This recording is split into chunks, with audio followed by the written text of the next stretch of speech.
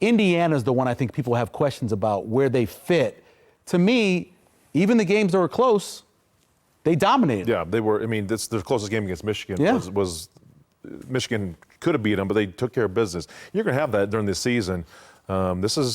Teams are alert now. They know how good Indiana can be. I know it's the knock on them is the strength schedule. You know, how many winning teams have they beaten throughout the year? But this game against Ohio State, it's huge. It's huge, and I think, you know, it's at Ohio State and Horseshoe, but it's off a bye. But I like the way they prepare, and I'd like them in this situation to kind of step up and say, hey, look at us. We're the real deal. Yeah. And I think Indiana is the real deal.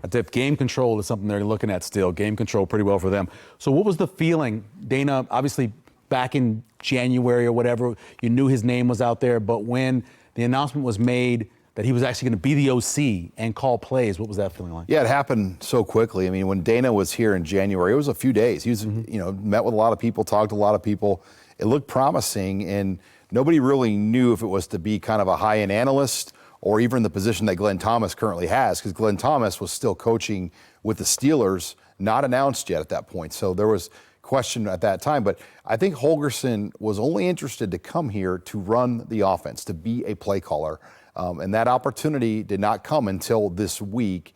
It is such a unique, as you heard Troy Dannon say, such a unique situation to do this. I mean, basically, you know, flip out chefs in the kitchen with 3 games left, but say, hey, you're running the same menu and same ingredients. And the guy that had your job before is going to go still work in the kitchen for you now. I mean, it is such a unique situation.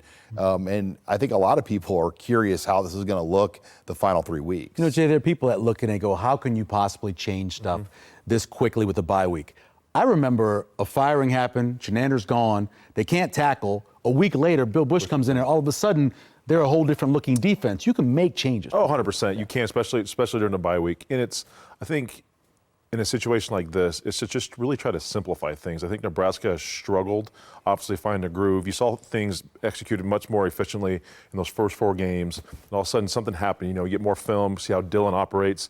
You see what he's successful with, what he struggles with. Teams start bringing more pressures.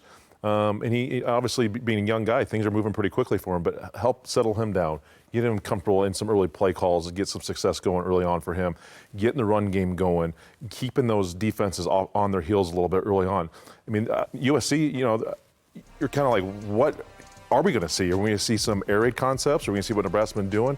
You kind of don't know. I know you're not going to make drastic changes, but you got to imagine as USC's defensive coordinator, you got to be scratching your head a little bit about how they're going to try to attack you on Saturday afternoon. But I love the ability just to say, hey, let's make a change. It is drastic, but man, you got to do something to get this thing going in the right direction, and how important it is to get to a bowl game yet this year and to get this thing moving in the right direction. And I applaud Matt Rule for doing this because this is very abnormal.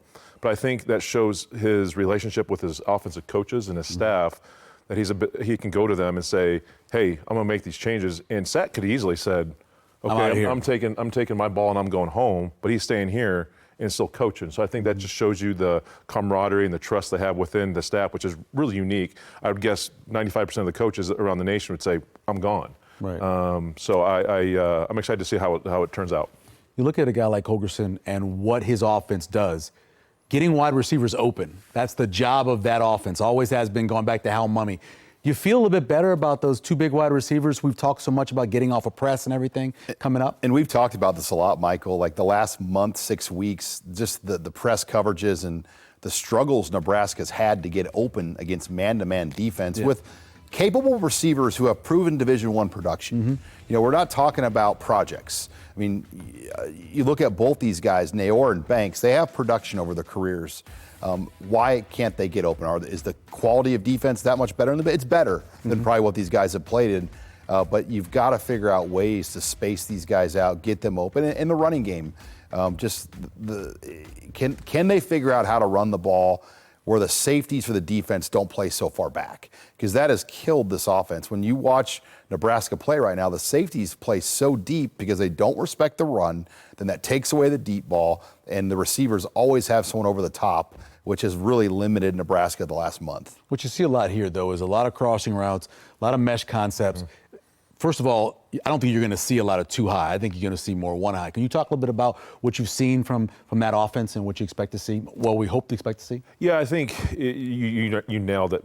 The rub routes, mesh concepts, motions, getting people in bunch formations, and just utilizing ability to just not get in a static formation to where they can line up on you, jam you, press you.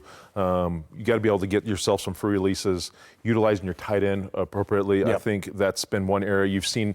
I mean, we've seen Fedoni against Indiana. You know, it's probably his best game, but I'd like to see him utilize more, and I think you will continue to see him utilize more. But when you get these coverages, whether as defensively, and you look in these situations, whether you're playing, cover 6, quarter, half, cover 9, half, quarter, whatever, 3, you get all these in-depth scenarios.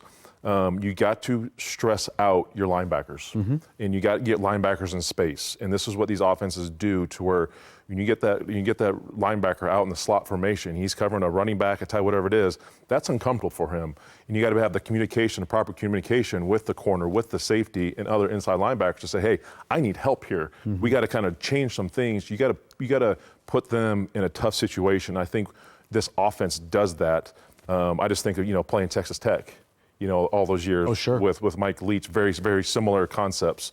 And they're going to stress out Can you the guys. splits get wider on the O-line? Yeah, they did. I don't think they'll do that. I think even when he was at Oklahoma State, they didn't do the wide splits. Yeah, Texas Tech with Mike Leach. Like I mean, 12-foot splits. They had 3-yard splits because they wanted to create a wider pocket. Right. For the QB. And a lot of teams, you still line up in your same scenario, but we always you almost lined up head up in a tackle. It's really weird, but you had to do that because you couldn't let them, expand you out and create that bigger pocket. But it's just it's a matchup thing within this offense, and trying to expose those guys and putting those guys in tough situations. Put them in a bind. Yeah, put them in a bind. Stress them out. Yeah. Just you can't let them sit there in the box and just be like, oh, and you got to get them in some man-to-man coverage situations on the linebackers, and you got to expose them. Plus, another big part of this is pace, right? Too. Yes. You want to go a little bit faster. Could you see Nebraska taking the tempo up a little bit? I think they've looked their best at times with tempo, but the key with tempo is you got to get a first down. Yep, first. Like you can't really run tempo on the first couple of plays. You got to get a first down to roll into tempo, because 2nd and 9 and 3rd and 8, tempo doesn't look very good in those situations when you have to punt it back in 40 seconds. Throw the defense back out there. Bob on X says he loves the Holgorsen hire. Do you think that this is just for this year, or if you were going to guess, is this the OC for next year? I think as long as everything goes to plan, this is the guy for the future. And I think for Nebraska, they'll get him at a great deal, too, because Houston will continue to pay Dana Holgorsen for the next 3 years, meaning Nebraska will basically only have to pay him a market Big Ten coordinator salary, the lowest they could get away with. So it's a win-win for everybody if this works out and he's the guy. And you wonder about Satterfield. Satterfield's making $1.4 million right now. He has one more year on his contract.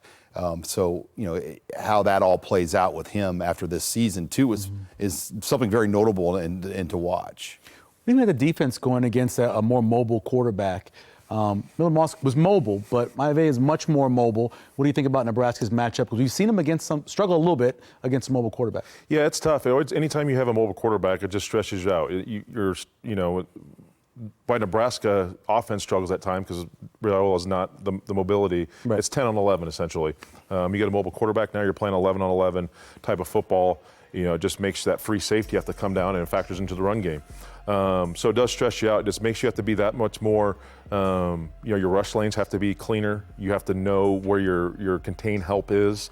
You have to pay. You have to just everything is just. You have to be a little more perfect, and that's hard to do when at this level of football. Sometimes you're playing so quick and so fast, so they're going to get stressed out. I think Nebraska will continue to. Nebraska's a very aggressive defense within this 3-3-5. I foresee them continue to bring pressure, but you got to be controlled at times. And Nebraska struggled against UCLA. A lot of times, a lot of free rushers coming through there and not be able to get Garbers down. You cannot have that against USC's new quarterback. He has the ability to scramble and run. He showed that at UNLV last year.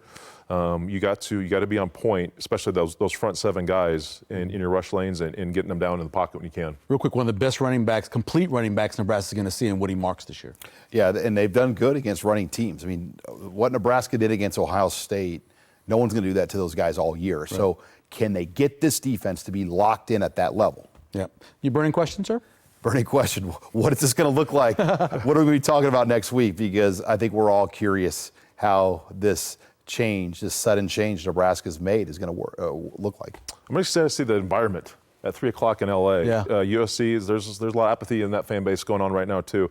I'm excited to see their fan base versus Nebraska's fan base. Trust me, Nebraska's fan base is still going to travel out there. There's going to be a heavy fan base there. It's excited to see just how everyone's each team's temperature right now going into this game. Yeah, Californians from Nebraska are going to show up. Oh yeah, for sure. They're going to be on And the Vegas people and the Phoenix and the people. Vegas and the Phoenix people as well. My burning question is simple. I mentioned it earlier. Can Nebraska get their wide receivers open? This system is designed for that. They target the inside receivers separately from the outside receivers. It'll be interesting to see. And remember, USC does not get pressure on the quarterback. They haven't all year long. So how will Dylan Raiola respond to that as well?